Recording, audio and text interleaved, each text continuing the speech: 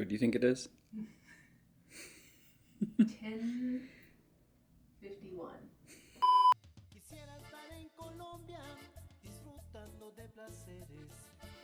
Hi, I'm Whitney Allison. We're getting ready to head down to Colombia tomorrow for Transcordilleras. Transcordilleras is an 8-day gravel stage race that is point to point. Goes from Bogota to Medellin area, stopping at villages along the way. So it's somewhat bikepacking in that you're carrying everything that you need for the trip, but you stay in hotels, which is really great. So I raced Transcordilleras last year, and it was definitely like an overwhelming experience. I hadn't done anything like that. Nevertheless, I learned a lot, so I'm taking some of those learnings into this next year.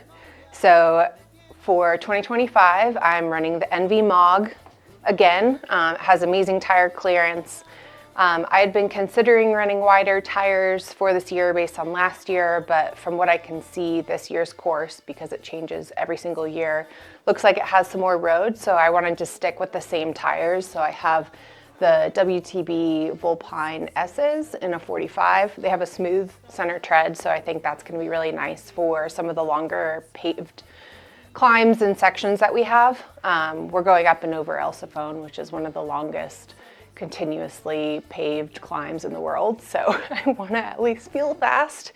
So I have those paired with the ENVE SES 3.4s, always reliable, aero, perfect. And then for components, I did modify my GRX. We found that the terrain in Colombia is extremely steep. I don't know how else to say it. I did a lot of hiking last year, and that was definitely one of the more exhausting parts of the race. So I have a 48-31 up front, and then in the rear I have it modified to have a 10-45. That should give me a much wider gear range so that I can make it up some of the steep, chunky stuff. So for bags, I think that's an interesting topic for this sort of race. I have mostly Ortlieb, which is waterproof and great. It looks like it might be a little bit rainier this year, so it's nice to be able to change into dry stuff. So I have the seat pack and the top tube bag, and then I didn't use that much space up front last year, so I went with a smaller burrito bag. That's not waterproof, so I'll have to consider what I put in there. And then other items, I have the Ergon SR women's saddle, the gravel bar tape from Ergon as well, which is really fantastic with or without gloves, and then the Garmin 1040 solar head unit for navigation. So the ENVE bike has in-frame storage, so in lieu of a saddle bag. So I'm able to store quite a bit in there. I'll plan on bringing 3 CO2s, 3 tubes, a multi-tool, link, some spoke nipples, and any of the other small pieces that I might need. Look at all my stuff. It looks like a lot of stuff, but I'm gonna be wearing like a third of it or consuming all of it on the first day, so it really isn't that much stuff. So we can start with riding clothes. So I'm going with 2 sets of kit and kind of like 2 outfits in general, so I always have something that is dirty and being cleaned and dried, and one thing that I can wear that's clean. So for jerseys, I'm going with the Pearl iZUMi Pro jersey. Last year I had some really bad sunburns, so I wanted to go with a jersey that has a little bit more SPF protection, because it definitely made me suffer for a few days when I was having to ride with extreme burns. I have a dry bag for laundry washing.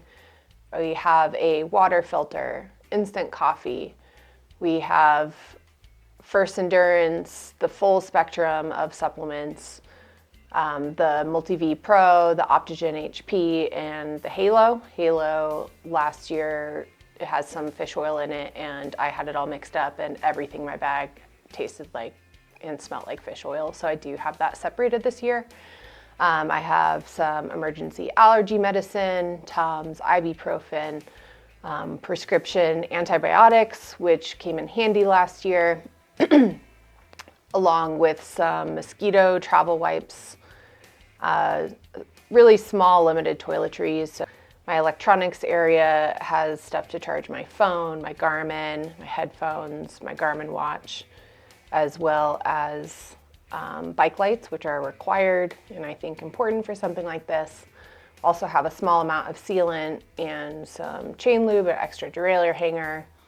For cycling outfits, I have 2 kits with the Expedition bib, so it has the side pockets, and then the Pearl ENVE Pro jersey, which has some better SPF protection. I have 2 walking around outfits with shorts or pants options, and then a couple of different jacket options. It looks like we're gonna hit some colder and wetter weather this year, so being able to not totally freeze and be able to recover after the ride is really important to me. With that, I also have some other odds and ends for that sort of stuff. So arm warmers, neck gaiter, a long fingered glove option. I'll probably pack some rubber gloves as well, so if I need to layer that up, I can. Laser helmet, this is the Vento, Kineticore, glasses, Shimano GRX, the gravel shoes with some fresh cleats on them.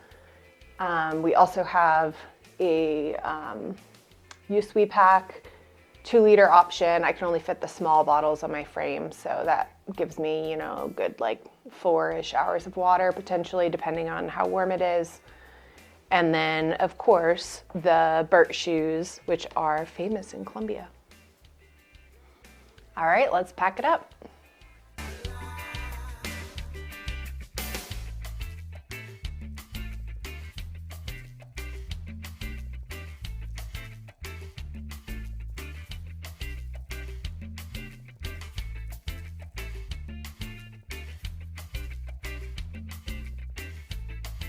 All right, that gives you a good idea how I'm gonna actually pack my bike for Transcordilleras. Now it's time to unpack it and repack for the airport.